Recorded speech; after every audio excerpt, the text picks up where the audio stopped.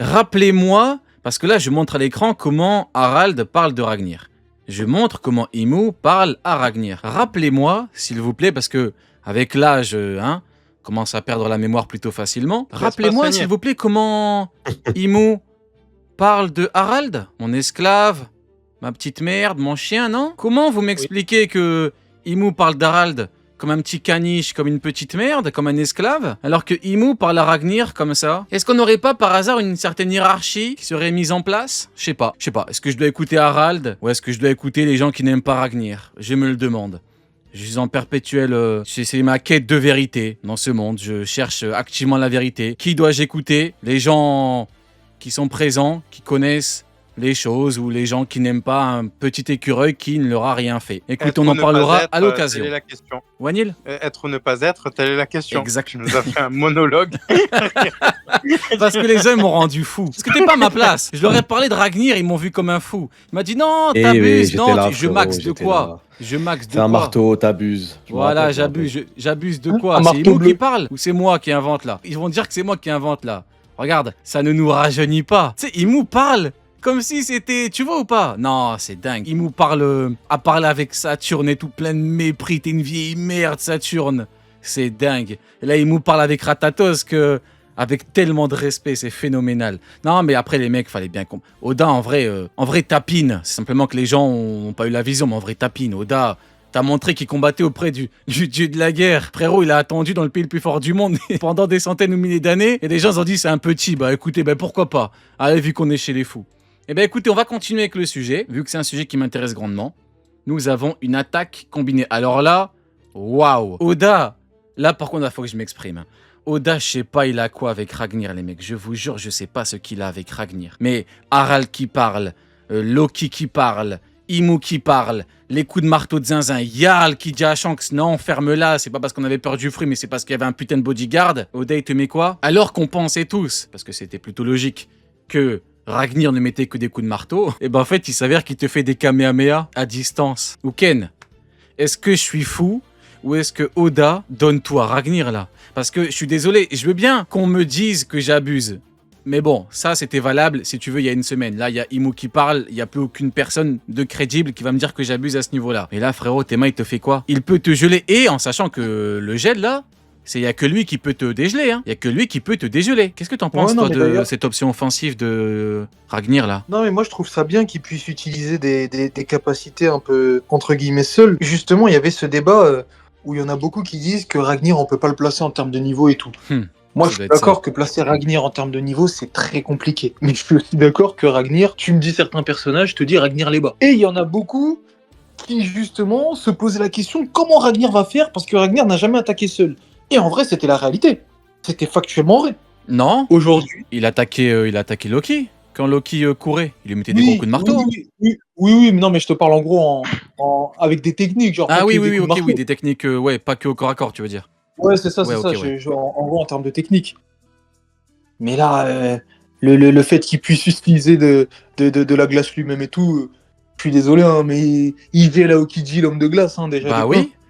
Moi, ce qui me termine, c'est qu'il peut il peut geler l'homme de glace, il peut geler l'homme feu, Sabo, il peut geler l'homme magma. Et tu peux dégager toute la chaleur que tu veux, il peut geler Sauron, les mecs. Vous vous rendez compte ou pas?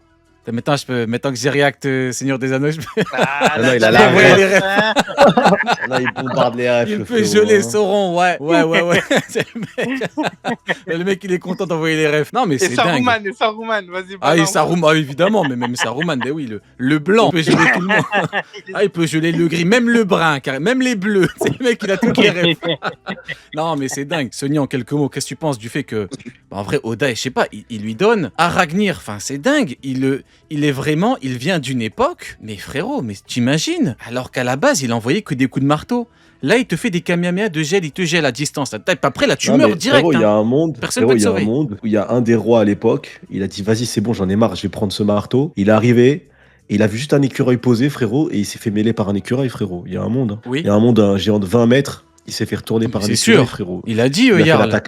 Qui lui a fait l'attaque laser glace, frérot, sans même être en marteau. Juste en écureuil. Mais il a dit Jarl avec Shanks. Encore une fois, Et des gens, ils vont penser que c'est moi qui invente. Non, Shanks a dit, ah, vous aviez peur du fou. Et non, t'es fou. Non, parce qu'il y avait un mec qui le protégeait. Tu vois, rien que ça. En fait, ça, c'est dans la continuité de ma problématique. Quand je vous dis, Ken, quand je dis que là, Oda donne tout à Ragnir, il était pas obligé de faire dire à Jarl, qui est là depuis je sais pas combien d'années, qui a plus de 400 ans, il était pas obligé de lui faire dire, non, il y a un mec qui nous pète la gueule dedans. Pourquoi il le dit? Il aurait pu laisser le flou, et pourtant on connaît Oda. C'est un maître à ce niveau-là, il aime bien laisser le flou. Non, là, il a dit, il est trop fort. C'est dingue. Et toi, Banil, écoute en quelques mots, qu'est-ce que tu penses de l'attaque offensive de Kuririrri, hein? Il y a eu on parlait du gardiennage qu'il a mené, tu vois, mais il y a eu aussi du coup des siècles et des siècles d'expérience. Et comme disait Sony, contre des géants, donc il y a un roi de 20 mètres qui est venu, qui s'est fait mêler. Donc ça veut dire que la maîtrise de son fruit et donc de ses pouvoirs automatiquement, elle est supérieure à ceux des personnages qu'on connaît du présent, ça c'est sûr et certain déjà. Parler d'un perso tout à l'heure, mais je vois pas qui c'est. Vous avez dit Aoji. C'est quoi? Oui. Non, je vois pas. Bah, c'est celui qui te gèle, mais dès qu'on te met à l'eau, on te dégèle. Donc bon, un pouvoir de gel, voilà. Ah non, je me rappelais pas d'un autre pouvoir de glace dans One Piece avant. Ah, le bâtard, genre il a pris tout le buzz de Kuzan. Non mais le pire, non mais frérot, c'est comme si, je sais pas, il y avait après un écureuil, on peut avoir quoi, moi, je sais pas, une souris. C'est comme si t'avais une souris. Oda il te dit, en fait, il te crame. Genre, il brûle même le magma. Imagine-toi. Va prendre le buzz de Sabo et de Akainu. Enfin, si t'as un pouvoir, si tu incarnes une créature divine d'il y a plus de, je sais pas moi, plus de 1000 ans, c'est dingue. Après, en vrai, c'est dans la bonne continuité de ce qu'on disait. On disait qu'il vient d'une autre époque. C'est des pouvoirs, tu vois, c'est des pouvoirs différents, quoi. Juste à vous, parce que là, tu as dit une souris, tu t'es repris sur le magma, mais tu allais parler d'électricité. On sait, Rio. Électricité, non. On aurait pu. On aurait pu. Oui, bah voilà. Demain, il te fait le fruit de Pikachu, parce que carrément, il y a l'autre là, comment il s'appelle, Sandworm. Apparemment, ça vient d'un roman. Je te promets, demain, il peut te faire un Pikachu. Qui va dire quoi? Personne va vraiment. Ben, je l'avais dit pendant la réact, le ver d'Arrakis. Donc c'est vraiment ça au final. Oui, c'est le fruit, enfin c'est une créature qui vient d'un putain de roman. Oui, après Pokémon, non, je crois pas, en plus c'est japonais et tout. Je sais pas s'il irait jusqu'à faire une ref avec Pokémon, non, ça sera un petit peu trop. Non, je crois pas. Ouais, une souris qui fait de l'élec, frérot, un truc plus chaud que ce que fait Ener, mais bon, vas-y, on se disperse. Maintenant, alors, on est toujours dans, putain, la partie, en fait, on est vraiment dans la partie folle, avec les problèmes. Putain, les mecs, c'est tellement la guerre. Sony, qu'est-ce que tu penses un petit peu de cette énorme double page avec Imu qui envoie un bombardement de l'éclipse, Imu qui envoie des bombes, et Loki et Ragnir qui envoient Ragnaflèche. Ça se tape de zinzin, ça envoie des attaques, on n'a jamais vu ça. Combat divin. En fait, le truc, c'est que on oublie des fois en les voyant, mais par rapport à la taille d'Elbaf et ce que ça représente Elbaf, par exemple, si ce combat avait eu lieu à Dressrosa n'existerait même plus, tu vois. Donc, c'est ça, en fait, qui est important. C'est l'ampleur, c'est le gigantisme, c'est le côté divin, en fait. C'est vraiment des dieux qui s'affrontent et c'est bien retranscrit. Faut juste prendre le recul à chaque fois de se dire, ah ouais, attends, c'est pas juste une boule de feu, c'est énorme, en fait. Là, ils viennent de fumer, il y a plus Alabasta. Tu vois, c'est ça qui est impressionnant. C'est par rapport à la taille et ce que ça représente. Et c'est un combat divin. C'est un combat divin et moi, à chaque fois que je vois ça, je me dis, c'est comme ça que je vois les choses. Je me dis, à mangaka, c'est quand il va laisser le meilleur pour la fin, tu vois. Et Luffy, qui a bien mangé, il va falloir qu'il nous montre des vrais trucs, hein, parce que Loki, pour l'instant, il montre. Et il va falloir que Luffy, il arrive, et on n'a jamais vu Luffy. On a vu Luffy dans des combats d'empereur impressionnants à base de haki des rois monstrueux. Mais là, Luffy va devoir faire un combat divin, un autre truc. On l'a jamais vu dans du gigantisme comme ça, à part pour le Bajrongun. Mais à part ça, on n'a jamais vu un truc, tu vois. Et là, il va falloir. Et j'ai hâte de voir comment est-ce que Luffy va... Moi, je pense à Luffy quand je vois ça.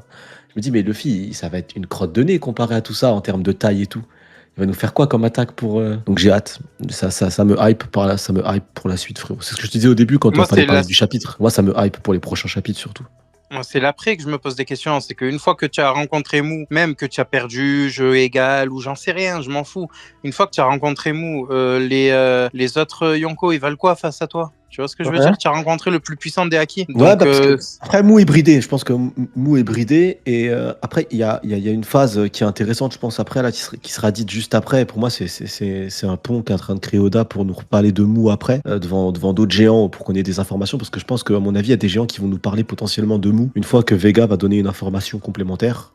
ils feront le lien avec une des légendes, parce que je me dis, si Nika est une légende dans leur monde, pourquoi est-ce qu'il n'y aurait pas des traces écrites d'une autre légende maléfique ou d'une autre légende un peu différente et qu'on pourrait rattacher à Mu. Ce qui est intéressant de se dire, c'est que Mu est quand même bridé. Et je sous-estimerais pas un Shanks avec un Haki des rois qu'on ne sait pas encore l'expliquer, le fait que ça soit un tueur de Haki. Et ça, j'en parlerai après, mais potentiellement, Barbe Noire est lui aussi une divinité. Et donc, lui aussi, à un moment donné, Barbe Noire va power up et va passer en mode divin, et là ça va être un autre niveau, et finalement il restera plus que des divinités à affronter, quoi. Barbe Noire. God Peace.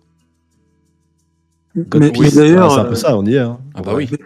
Mais d'ailleurs, Imu est bridé, et en plus de ça, plus Luffy met du temps à venir, plus Imu sera affaibli quand Luffy va venir. Hein, donc, ça va l'avantager, effectivement. Effectivement, oui, Ouais. c'est toujours mieux pour lui, oui, tout à fait. Qu'est-ce que tu penses un petit peu de cette énorme double page? Parce que mine de rien, on est vraiment dans la double page du combat, et puis après on bifurque sur autre chose, sur ce qui entoure les autres personnages. Qu'est-ce que t'en penses un petit peu? Le bombardement, l'attaque combinée, hein, Ragnir Loki. j'en pense que ça se renvoie coup pour coup. Hein. Tout simplement. Ça se renvoie coup pour coup, ça envoie des grosses attaques à distance. À chaque fois que je vois Imu utiliser son Omen, Ouais, il s'est je fait me rappelle toucher. juste- C'est vrai qu'il se fait toucher au niveau de l'aile gauche, Loki. Il graille à un bombardement. Ouais, mais ça lui a pas fait grand chose, je te le dis. Il Enfin, ça devrait lui a rien dégainer fait, la lui. forme hybride, hein. Franchement. Mais je pense qu'il va la dégainer quand Luffy sera là. Là, je pense pas qu'il va la dégainer en 1 contre 1 là. Et malheureusement, il va la dégainer, je pense, quand Luffy sera là. Mais quoi qu'il en soit, en fait, moi, quand je vois Imu envoyer des Omen comme ça, je n'ai de cesse de me rappeler de la facilité avec laquelle Imu a massacré les Zoro, les Sanji et tout, en utilisant à peine, on va dire, entre guillemets, à peine le Omen. Et là, l'utilisation qu'il en fait est 1000 fois supérieure à ce qu'il a fallu pour battre les Zoro, les Sanji et tout. Tout ça pour dire que je pense que, comme Loki, c'est le premier vrai combat qui nous est montré là, on a du mal à saisir le niveau de puissance qui est utilisé là par les deux personnages. Mais c'est un niveau de puissance qui est stratosphérique. Un mec comme Zoro, que l'auteur nous montre sans arrêt en avant, contre n'importe quel personnage, même face à Kaido, il nous l'a montré en faisant une bonne performance et tout, alors que c'est un Zoro qui est plus faible que maintenant. Même un Zoro ne pourrait même pas intervenir dans ce combat-là. Il pourrait regarder et tout, mais il pourrait même pas être trop proche. Et la réaction que Bonnie a après, elle est intéressante, mais bon, c'est que Bonnie, donc en vrai, ça peut pas être trop marquant. Ça aurait dû être dommage que c'est pas un autre personnage beaucoup plus puissant, mais franchement, le niveau qu'il y a là, c'est un niveau qui n'a encore jamais été montré dans One Piece. Après, bon, c'est vrai que Zoro a graillé une pichenette et il est tombé comme une merde. Il a rangé. Pourtant, j'aime beaucoup Zoro, hein, mais bon, quand c'est factuel, c'est factuel. Ouais, mais Maintenant, elle moi, perd honnêtement, quand même, hein. tu sais, j'aime pas comparer les tailles forcément des techniques, parce qu'il y a des techniques qui ne sont pas impressionnantes, mais qui peuvent être beaucoup plus puissantes, en puissance entre guillemets brute, quand tu touches quelqu'un. Maintenant là, je me dis, je sais pas moi, le bombardement, là, la bombe de Omen, je me demande qu'est-ce que ça vaut par rapport à la pichenette de Zoro. Est-ce que c'est beaucoup plus fort? Parce que concrètement, peut-être que c'est beaucoup plus fort, et peut-être que ça peut annihiler un Zoro là. Si Zoro se graille le Pokémon, là, il peut mourir. C'est ce que disait Houken, là on est dans l'ordre du divin, c'est un autre délire, on est dans le gigantisme. Là un Sanji ou un Zoro, les deux tu les enterres, les deux leurs cendres ils finissent ici. Alors attention, on a quand même vu une résistance dans ce chapitre-là qui te montre quand même que les deux ont progressé depuis l'époque des nerfs, quoi. Ouais, ils se sont mangé l'attaque du siècle, ils sont debout. Ouais, mais là, on parle d'un bombardement. T'imagines, là, ce que Zoro a pris, c'est ce que Zoro a pris fois, je sais pas combien. C'est un autre niveau, là, je trouve. Tu vois, parce que Zoro, il a pris une crotte de nez d'Omen, et Sanji, il a pris un coup d'Omen. Je me dis, Loki, il prend plus cher, tu vois. Oui, pour Loki. Moi, je parlais du fait que malgré ce qu'ils ont pris, qui est pas comparable à ce qu'a pris Loki, mais malgré ce qu'ils ont pris, ils sont debout, et c'est là où c'est... oui, mais Zoro, il s'est fait mettre à l'abri, il s'est fait soigner, il a quand même dû se faire soigner, quoi. C'est ce qu'on appelle la one-shot, quoi. Il peut être debout, il a graillé la foudre, hein. En vrai, pour moi, c'est terrifiant. Enfin, on parle d'une pichenette, parce qu'il faut pas oublier, là, on a le combat, comme le Duken, oui, c'est vrai que c'est Loki, donc en vrai, peut-être qu'on se rend pas forcément compte de la puissance des coups. Mais quand tu grailles une pichenette, que tu ranges tes épées, que Chopper dit aller à l'abri et qu'on te soigne, bah là, on est quand même dans... Le délire est vachement poussé au max, hein. Maintenant, bon, moi, je comprends... Maintenant, c'est là que tu comprends l'intérêt pour l'auteur de mettre un Ragnir aussi fort. Parce que là, Ragnir, par exemple, s'il pue du cul, il va pas tenir 10 secondes, hein. Quand bien même il combat aux côtés de Nidog, hein. Enfin de Loki. Pareil pour Loki. Si Loki... n'a pas un niveau phénoménal, bah tu tiens pas là. Et pourtant, il se prend un truc dans l'aile là. Là, l'aile, normalement, c'est phénoménal, les mecs. La puissance qui est dégagée, en termes de combat, on n'a jamais vu ça. Hein. C'est un truc de fou furieux. Tiens, la pichenette. Après, bon, en vrai, on parlera de Zoro et Sanji après. Bon, écoutez, tout le monde a donné son point de vue, comme ça on peut avancer. Après, on pourra parler de Zoro et Sanji en vrai. C'est bon, tout le monde a donné son point de vue? Ouais. Alors, maintenant, nous avons Sanji. On va parler de lui. Aïe, aïe, aïe, aïe, aïe. Aïe, aïe, aïe, aïe, aïe. Sanji a grillé la foudre. Sanji, non, tu es blessé. Je n'ai pas le choix. Et là, t'as le petit flashback avec Killingham. Hé, hé, hé. Sanji, c'est Killingham qui fait le bâtard. Je n'ai même pas eu, tu sais, avec une voix bien d'enculé là. Je n'ai même pas eu besoin de me salir les mains. Ça relève du miracle que tu sois encore en vie. Propos très, très, très, peut-être même un peu trop terrifiant. Killingham connaît la puissance de Imu. Quand Killingham dit ça relève du miracle, c'est pas pour rien.